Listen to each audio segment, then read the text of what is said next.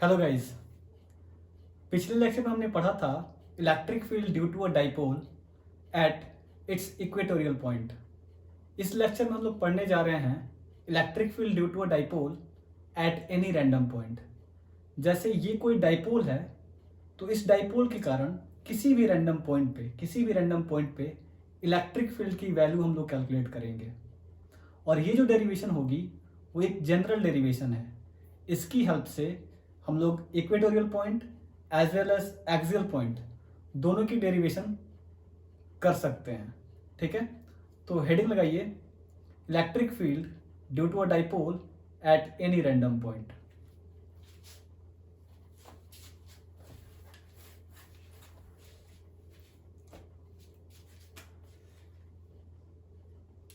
Electric field due to a dipole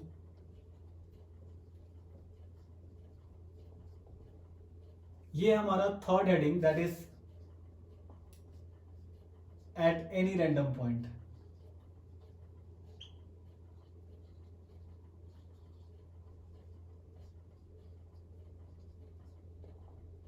ठीक है, इसका सेटअप हम तैयार करते हैं। जैसे ये माइनस क्यू और प्लस क्यू, दो इक्वल एंड अपोजिट चार्जेस का सिस्टम डाइपोल, ये इसका सेंट्रल पॉइंट है। ठीक है, इस डाइपोल के कारण एक्सियल पॉइंट पे और इक्वेटोरियल पॉइंट पे हमने इलेक्ट्रिक फील्ड की कैलकुलेशन कर रखी है। अब किसी रैंडम पॉइंट पे इलेक्ट्रिक फील्ड की कैलकुलेशन करनी है, तो कोई भी एक रैंडम पॉइंट मैंने ले लिया है ना, जो कि ना तो इक्वेटर है ना ही एक्सियल है। ठीक है, इस पॉइंट पे इलेक्ट्रिक फील्ड की वैल्यू कैलकुलेट करनी है। तो जो सेंटर से ये जो डिस्टेंस है ये है हमारा x, और डाइपोल मोमेंट जो है इस डाइपोल का वो है p। डाइपोल मोमेंट से ये जो एंगल है वो है थीटा। रैंडम पॉइंट कौन सी होती है, एक्सियल इक्वेटोरियल पॉइंट कौन सी होती है, मैंने पिछले लेक्चर में समझा रखा है। वैसे भी अगर हम x को चेंज करते जाएं तो हमारे को कोई भी पॉइंट मिल जाएगा, डिस्टेंस मिल जाएगा, कोई भी डिस्टेंस मिल जाएगी। साथ ही साथ अगर मैं थीटा को चेंज करते जाऊं तो कोई भी जगह मेरे को मिल सकता है। जैसे मेरे को यहाँ पे बात करनी है, ये भी कोई रैंडम पॉइंट है, इसके लिए यहाँ से यहाँ तक ये x है और ये जो एंगल होगा वो थीटा होएगा, क्योंकि जो एंगल लेते हैं वो हमेशा डाइपोल मोमेंट से लेते हैं। इस प्रकार हमारे को रैंडम पॉइंट, कोई भी रैंडम पॉइंट मिल सकता है। ठीक है, फिलहाल अब मेरे को अगर यहाँ पे इलेक्ट्रिक फील्ड की कैलकुलेशन करनी है तो हमारे को एक्सियल पॉइंट और इक्वेटोरियल पॉइंट दोनों के कारण इलेक्ट्रिक फील्ड की वैल्यू पता होनी चाहिए। ठीक है, उसी का हेल्प लेके हम लोग यहाँ पे इलेक्ट्रिक फील्ड की कैलकुलेशन करेंगे। इसमें कुछ नया नहीं है, बस एक्सियल और इक्वेटोरियल का हेल्प लेना है, इससे हमारी यहाँ पे कैलकुलेशन हो जाएगी। ठीक है, इसके लिए हमारे को क्या करना पड़ेगा, इसके लिए इस डाइपोल मोमेंट को हम लोग ब्रेक करेंगे। डाइपोल मोमेंट का कंपोनेंट लेंगे, ऐसे कंपोनेंट लेंगे कि इसका एक कंपोनेंट इसके अलोंग हो जाए और दूसरा कंपोनेंट इसके परपेंडिकुलर हो जाए। ऐसा क्यों, ऐसा इसलिए कि जो अलोंग वाला कंपोनेंट होगा उसके लिए ये पॉइंट एक्सियल पॉइंट हो जाएगी, और जो परपेंडिकुलर वाला कंपोनेंट होएगा इसके लिए ये पॉइंट इक्वेटोरियल पॉइंट हो जाएगी। और इससे हम लोग आराम से कैलकुलेशन कर सकते हैं। ठीक है, तो पहले मैं वैल्यूज लिख देता हूँ कि एक्सियल और इक्वेटोरियल के लिए वैल्यूज कितनी होती है। तो अगर हम ई एक्सियल पॉइंट की बात करें तो वैल्यू होती है 2kp ओवर एक्स क्यूब। ठीक है, अगर हम इक्वेटोरियल पॉइंट की बात करें तो जो वैल्यू होती है वो होती है kp ओवर एक्स क्यूब। ठीक है, इक्वेटोरियल पॉइंट पे जो इलेक्ट्रिक फील्ड की वैल्यू होती है वो आधी होती है एक्सियल के, है ना। चलो, तो अब डाइपोल मोमेंट को हम लोग ब्रेक करेंगे। ठीक है, अब कोई भी वेक्टर को अगर ब्रेक करना है, जैसे ये कोई वेक्टर है, ठीक है, ये कोई वेक्टर है p, इसको जो कि एंगल थीटा क्रिएट कर रहा है। ठीक है, तो अगर इसको ब्रेक करना है तो हमारे को दो एक्सिस चाहिए, है ना, एक x एक y, दो परपेंडिकुलर एक्सिस चाहिए, है ना, तभी इसको हम लोग ब्रेक कर सकते हैं। इधर की तरफ कंपोनेंट क्या होगा p cos थीटा और इधर की तरफ p sin थीटा। तो सबसे पहले इस डाइपोल मोमेंट को ब्रेक करने के लिए हमारे को दो एक्सिस बनाना पड़ेगा। सिंस ये एंगल थीटा बन रहा है, यहाँ पे ये एंगल थीटा बन रहा है, तो एक एक्सिस हम लोग इसी को बना लेंगे, इसी लाइन को। ठीक है, और दूसरा इसके परपेंडिकुलर बना लेंगे, जिसके कारण ये डाइपोल मोमेंट बीच में आ जाएगा और हमारे को दो परपेंडिकुलर एक्सिस मिल जाएंगे। तो ये मैंने एक और एक्सिस बना दिया। तो देखो ये डाइपोल बीच में आ गया, ये जो डाइपोल मोमेंट है वो बीच में आ गया और ये दोनों लाइन परपेंडिकुलर हो गई, यहाँ पे एंगल 90 डिग्री का हो गया। अब इसको हम लोग आराम से इधर और इधर की तरफ ब्रेक कर सकते हैं, है ना।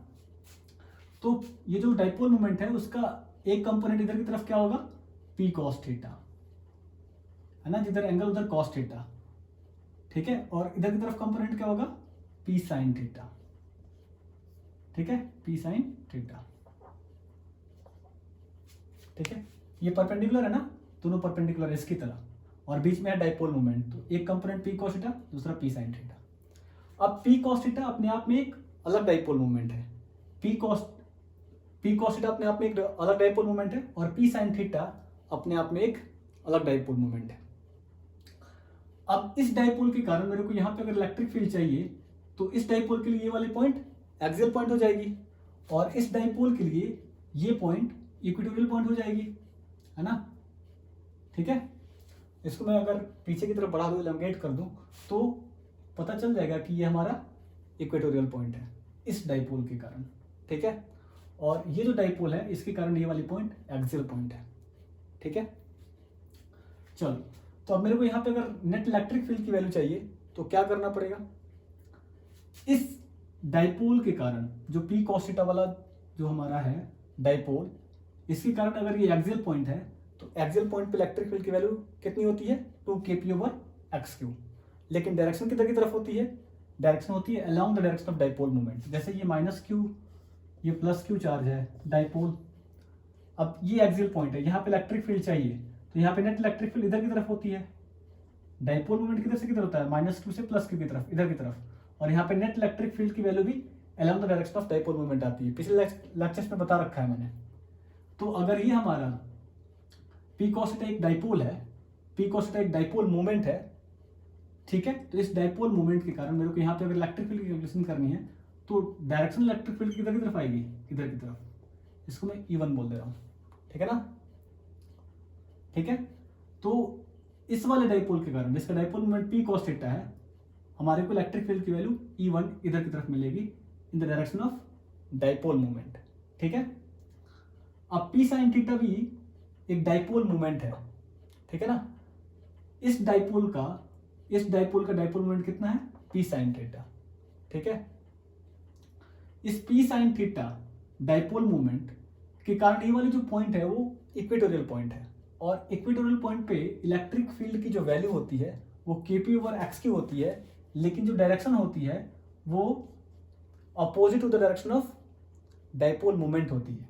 तो पी साइन थीटा जो डाइपोल मोमेंट है उसकी डायरेक्शन इधर की तरफ है, तो इक्वेटोरियल पॉइंट पे इलेक्ट्रिक फील्ड की डायरेक्शन अपोजिट होगी, इसके अपोजिट होगी, ठीक है, इधर की तरफ। इसको मैं E2 बोल दे रहा हूँ।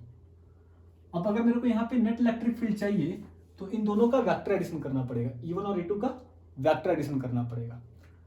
वेक्टर एडिशन कैसे करें, तो यहाँ पे मेरे को पैरेललोग्राम बनाना पड़ेगा, ये बन गया पैरेललोग्राम, और ये जो होगी हमारी नेट इलेक्ट्रिक फील्ड होगी, E नेट, ठीक है, E नेट। अब E नेट की वैल्यू कितनी होगी, तो vector addition of E1 and E2, दोनों का वेक्टर एडिशन कर देंगे। अब जरा E1 की वैल्यू की पहले बात करें, तो E1 की जो वैल्यू होगी वो कितनी होगी, एक्सियल पॉइंट पे वैल्यू होती है kp/x3, लेकिन यहाँ पे P जो है ये डाइपोल मोमेंट होता था, लेकिन डाइपोल मोमेंट इस बार क्या है, P cos थीटा है, तो यहाँ पे मेरे को क्या लिखना पड़ेगा, P cos थीटा। तो E1 की वैल्यू कितनी होगी, 2kp cos θ/x3, ठीक है। वैसे ही अगर ये हमारा अलग से एक डाइपोल मोमेंट है और ये डाइपोल है, तो इस डाइपोल का ये इक्वेटोरियल पॉइंट है, इक्वेटोरियल पॉइंट पे वैल्यू कितनी होती है, kp/x3, लेकिन P की जगह पे मेरे को क्या लिखना पड़ेगा, P sin थीटा, क्योंकि इस डाइपोल का ये जो डाइपोल मोमेंट है वो P sin थीटा है। तो E2 की वैल्यू कितनी लिखनी पड़ेगी, kp sin थीटा, है ना, P की जगह पे P sin θ/x3। अब मेरे को चाहिए net electric field. Net electric field क्या होगा, E1 और E2 का वेक्टर एडिशन, है ना, E1 और E2 का वेक्टर एडिशन। वेक्टर एडिशन क्या होता है, E1² + E2² + 2E1E2 cos theta का रूट, है ना। अब जरा देखो ये जो E1 और E2 के बीच में एंगल है वो कितना डिग्री है, 90 डिग्री। क्यों? क्योंकि ये एक्सियल पॉइंट है और ये इक्वेटोरियल पॉइंट है, इन दोनों के बीच में एंगल कितना है 90 डिग्री। तो अगर मेरे को ई नेट की वैल्यू लिखनी है तो क्या लिखना पड़ेगा, E1 square plus E2 square plus 2E1 E2 cos 90 degree, है ना। इन दोनों के बीच में एंगल कितना है 90 डिग्री। कॉस 90 डिग्री की वैल्यू कितनी होती है 0, तो ये पूरा टर्म 0 हो गया। हमारे को वैल्यू क्या मिलेगी, E1 का स्क्वायर प्लस E2 का स्क्वायर। E1 की वैल्यू कितनी है 2kp cos theta upon x cube का होल स्क्वायर प्लस E2 का square kp sine theta upon x cube का होल स्क्वायर। ठीक है, इसको सॉल्व कर लें। इसमें से देखो कॉमन क्या क्या चीजें बाहर आ रही हैं। यहाँ पे kp ओवर एक्स क्यूब है, यहाँ पे kp ओवर एक्स क्यूब है, दोनों का स्क्वायर मतलब kp ओवर एक्स क्यूब का whole square, kp over x cube का होल स्क्वायर बाहर खींच लेंगे तो क्या आ जाएगा, यहाँ से kp ओवर एक्स क्यूब का होल स्क्वायर कॉमन ले लिया, इन दोनों में से kp ओवर एक्स क्यूब का whole square, kp over x cube का होल स्क्वायर कॉमन ले लिया, तो क्या बचा अंदर में यहाँ पे बचा 2 कॉस थीटा, क्योंकि kp over x cube common आ चुका है, ये कॉमन आ गया है। ठीक है, तो यहाँ पे बचा 2 कॉस थीटा का होल स्क्वायर और यहाँ पे क्या बचा साइन स्क्वायर थीटा। ठीक है, ठीक है, अब इसको ब्रेक कर लेते हैं, इसको आगे मैनिपुलेट करेंगे तो क्या वैल्यू आएगी, यहाँ से kp ओवर एक्स क्यूब बाहर आ जाएगा ना, kp ओवर एक्स क्यूब बच जाएगा, क्योंकि रूट से बाहर लेंगे तो स्क्वायर कैंसिल हो जाएगा ना, ये स्क्वायर रूट से ये रूट, ये जो हमारा स्क्वायर है इससे ये रूट कैंसिल हो जाएगा, तो हमारे को क्या मिलेगा kp ओवर एक्स क्यूब बाहर की तरफ मिल जाएगा। अंदर में क्या आएगा 2 कॉस स्क्वायर थीटा यानी कि 4 कॉस स्क्वायर थीटा, है ना, इसका स्क्वायर कर देंगे प्लस साइन स्क्वायर थीटा। ठीक है, इतना हम लोग छोड़ सकते हैं नेट इलेक्ट्रिक फील्ड की वैल्यू, लेकिन स्टैंडर्ड रिजल्ट लाने के लिए हम लोग क्या करेंगे, इसको एक स्टेप और मैनिपुलेट करेंगे, तो वैल्यू क्या आएगी kp ओवर एक्स क्यूब। अब रूट के अंदर 4 कॉस स्क्वायर थीटा को मैं ऐसे लिख सकता हूं 3 cos square theta plus cos square theta plus sine square theta, ताकि स्टैंडर्ड रिजल्ट आ जाए। अब यहां से देखो क्या फायदा हुआ, ये कॉस स्क्वायर थीटा और साइन स्क्वायर थीटा जो मिलकर 1 बना देंगे, ट्रिग्नोमेट्रिक फंक्शन है जिसकी वैल्यू 1 होती है ना, इसकी वैल्यू 1 के बराबर होती है। तो हमारे को नेट इलेक्ट्रिक फील्ड की वैल्यू कितनी मिल जाएगी, ई नेट की जो वैल्यू होगी वो होगी kp over x cube, kp over x cube into root के अंदर क्या वैल्यू मिलेगी, ये 3 cos square theta plus 1, 3 cos square theta plus 1। ठीक है, ये हमारे को नेट इलेक्ट्रिक फील्ड की वैल्यू मिल जाएगी रूट के अंदर। और ये जो है हमारी जनरल डेरिवेशन, इससे हम लोग किसी की भी वैल्यू डिराइव कर सकते हैं, मतलब एक्सियल पॉइंट पे भी और साथ ही साथ इक्वेटोरियल पॉइंट पे भी, दोनों जगह हम लोग डिराइव कर सकते हैं इसकी हेल्प से। जरा डिराइव करके देखते हैं। अगर ई एक्सियल की बात करें हम लोग, ई एक्सियल की, एक्सियल पॉइंट ये होता है, इस डाइपोल का एक्सियल पॉइंट ये है। अगर एक्सियल पॉइंट ये है तो हमारे को किसकी वैल्यू फाइंड करनी है, थीटा की वैल्यू फाइंड करनी पड़ेगी, है ना। तो अगर इस पॉइंट को मैं ऐसे ले आके एक्सियल पॉइंट बना देता हूँ तो एक्स तो ये वाली डिस्टेंस हो जाएगी, लेकिन जो थीटा है, थीटा डाइपोल मोमेंट के साथ बना हुआ एंगल है, तो यहाँ पे एक्सियल पॉइंट पे थीटा की वैल्यू कितनी हो जाएगी 0। डाइपोल मोमेंट से एक्सियल पॉइंट पे थीटा की वैल्यू कितनी हो जाएगी 0। तो थीटा की वैल्यू जब हम 0 रखेंगे इस इक्वेशन में तो cos 0 की वैल्यू 1, तो यहाँ पे क्या हो जाएगा 3, है ना, प्लस 1 4 का square root 2 kp over x cube, ये वाली वैल्यू आ जाएगी। ठीक है, कर लो kp ओवर एक्स क्यूब और यहाँ पे cos 0 डालेंगे, है ना, 3 cos स्क्वायर 0, ये सारी वैल्यू मिलकर 1, ये वाली टोटल वैल्यू कितनी हो जाएगी 3 cos 0 की वैल्यू 1 हो गई ना, यहाँ पे 1 प्लस 1, ये सारी वैल्यू मिलकर कितनी हो गई 4 का स्क्वायर रूट कितना होता है, 4 का स्क्वायर रूट हो जाएगा 2, जब यहाँ पे 2 लिखेंगे तो ये वाली वैल्यू मिल जाएगी 2 kp ओवर एक्स क्यूब। ठीक है, अगर हमारे को इक्वेटोरियल पॉइंट की बात करनी है तो क्या लिखना पड़ेगा, इक्वेटोरियल पॉइंट के लिए ये वाली वैल्यू देखो जरा, ये इक्वेटोरियल पॉइंट, इस डाइपोल का इक्वेटर ये है, यहाँ पे इस थीटा की वैल्यू कितनी हो जाएगी 90 डिग्री, इसमें 90 डिग्री पुट करेंगे तो क्या वैल्यू आएगी, cos 90 की वैल्यू कितनी होती है 0, तो ये वाला पूरा टर्म 0 हो गया, बचा क्या 1, रूट के अंदर 1 की वैल्यू कितनी होती है 1, यहाँ पे क्या बचेगा के पी ओवर एक्स क्यूब, ठीक है, के पी ओवर एक्स क्यूब। यहाँ पे जो 3 और ये कितना हो जाएगा 0, cos 90 की वैल्यू 0 प्लस 1, तो यहाँ से सिर्फ क्या बचा 1 का स्क्वायर रूट 1, यहाँ पे क्या बचेगा के पी ओवर एक्स क्यूब। ये हमारी वैल्यू होती है इक्वेटोरियल पॉइंट पे, ठीक है। दोनों तरीके से हम लोग डिराइव कर सकते हैं, ठीक है। अब बात आती है इलेक्ट्रिक फील्ड। इलेक्ट्रिक फील्ड तो एक वेक्टर क्वांटिटी है, वेक्टर क्वांटिटी है तो इसका डायरेक्शन भी चाहिए हमारे को। डायरेक्शन के लिए क्या करें, आइए जरा डायरेक्शन कैलकुलेट करते हैं। इसको मैं मिटा देता हूं।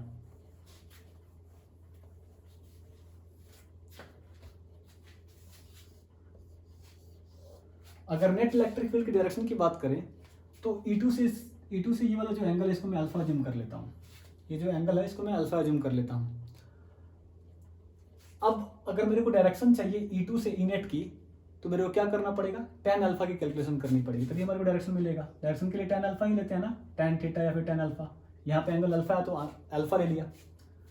अगर ये है हमारा E2, ये E2 है हमारा, ठीक है। इस वेक्टर को शिफ्ट करके मैं यहाँ पे लेके आ रहा हूँ तो ये क्या हो जाएगा E1, है ना। इस वेक्टर को शिफ्ट करके ऊपर लेके आ सकता हूँ मैं, और ये कितना डिग्री का एंगल बन जाएगा 90 डिग्री का। तो ये हो गया एक right angle triangle. Right angle triangle हो गया। राइट एंगल ट्रायंगल में अल्फा की वैल्यू कितनी हो जाएगी, tan अल्फा की वैल्यू परपेंडिकुलर अपॉन बेस, यानी कि E1 अपॉन E2। यहाँ पे लिख दो E1 अपॉन E2। अच्छा जी, E1 की वैल्यू कितनी है 2 kp cos theta upon x cube, डालते हैं यहाँ पे 2 kp cos theta upon x cube. E2 की वैल्यू कितनी है kp sin theta upon x cube, kp sin theta upon x cube, है ना। ये खत्म, kp खत्म, क्या वैल्यू आया 2 cos theta upon sin theta, ठीक है ना। तो tan अल्फा की वैल्यू कितनी हो जाएगी, tan अल्फा की जो वैल्यू हो जाएगी वो हो जाएगी 2 cot थीटा, है ना। cos theta upon sin theta क्या होता है cot थीटा। tan अल्फा की जो वैल्यू हो जाएगी वो कितनी हो जाएगी 2 cot थीटा।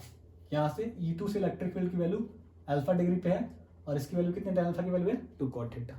अच्छा, हम लोग यहाँ से भी E1 से भी वैल्यू कैलकुलेट कर सकते हैं, कोई दिक्कत नहीं है। ये अगर बीटा एंगल, अज्यूम कर लो ये एंगल बीटा है, तो बीटा की वैल्यू कितनी होगी निकाल लेते हैं। tan बीटा फिर हमारे को निकालना पड़ेगा, है ना। tan बीटा के लिए क्या करना पड़ेगा, अब E2 को यहाँ पे शिफ्ट करके ला दिया मैं, ये हमारा E1 है, E2 को शिफ्ट करके यहाँ पे ला दिया, है ना। तो अब ये बन गया राइट एंगल ट्रायंगल, ये है बीटा, है ना। तो tan बीटा की वैल्यू कितनी हो जाएगी परपेंडिकुलर अपॉन बेस, थीटा के सामने वाला परपेंडिकुलर अपॉन बेस, यानी कि E2 अपॉन E1। E2 की वैल्यू कितनी है kp sin theta upon x cube, लिख देते हैं kp sin theta upon x cube. साथ ही साथ E1 की वैल्यू कितनी है 2 kp cos theta upon x cube, 2 kp cos theta upon x cube. ये खत्म, kp खत्म। tan बीटा की जो वैल्यू आ गई कितनी आ गई, यहाँ पे है sin थीटा और यहाँ पे है 2 cos थीटा, इसकी वैल्यू कितनी हो जाएगी 2 tan थीटा। तो tan बीटा की वैल्यू हम लोग यहाँ पे लिख सकते हैं, tan beta is equal to 2 tan theta. यही हमारी डायरेक्शन हो गई। E1 से लो E2 से लो, बस कोई दिक्कत नहीं है, कैसे भी कैलकुलेट कर सकते हैं डायरेक्शन। तो ये है हमारी इलेक्ट्रिक फील्ड की कैलकुलेशन और इसकी डायरेक्शंस, राइट। आप इसको लिखना चाहो तो लिख सकते हो,